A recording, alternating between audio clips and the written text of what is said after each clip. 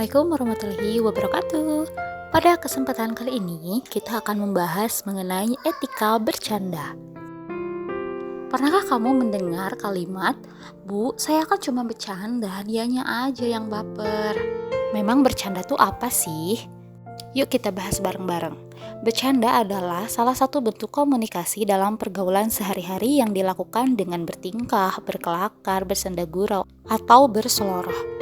Bercanda dapat dilakukan untuk mencairkan suasana, menghibur teman, atau mengakrabkan diri.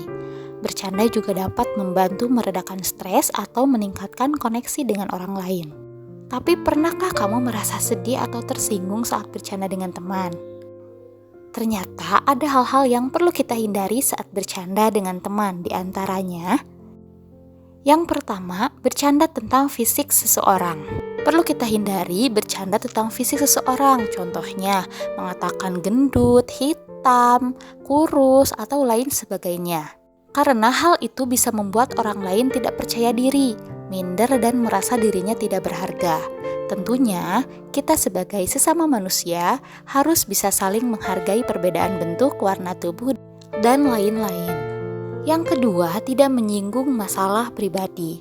Kita sebagai manusia tentunya punya rahasia yang perlu kita jaga.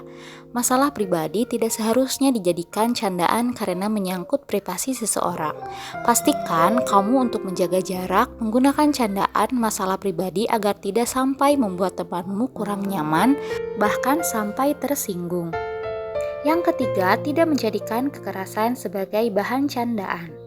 Candaan seperti ini akan melukai dan membuat orang lain tidak nyaman. Contohnya, mendorong, mencubit.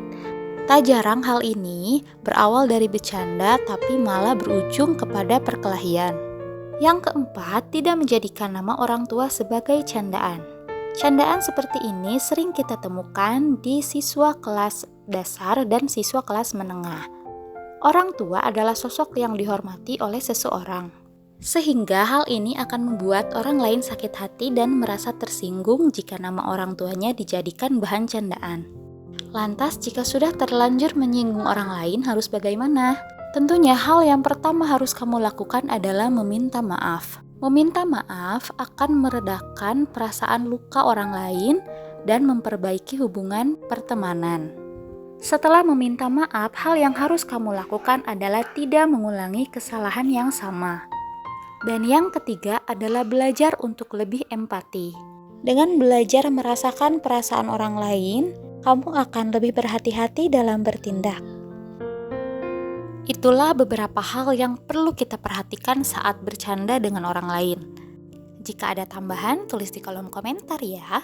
Semoga bermanfaat. Wassalamualaikum warahmatullahi wabarakatuh.